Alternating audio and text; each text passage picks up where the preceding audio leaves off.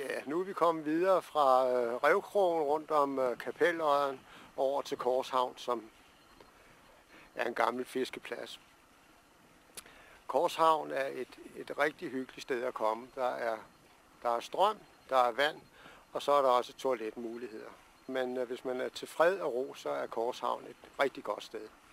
Der kan heller ikke gå så store både ind her, så der er fred og ro.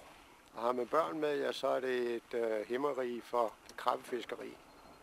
Korshavn ligger på den mindste af de to øer, der tilsammen udgør Aranakø.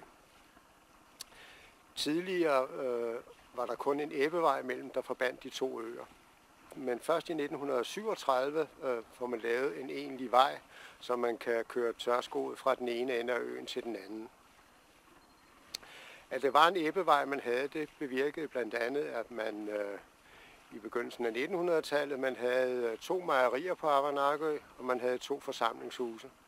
En til besørgelse af den mindre ø, og en til besørgelsen af den store af øerne.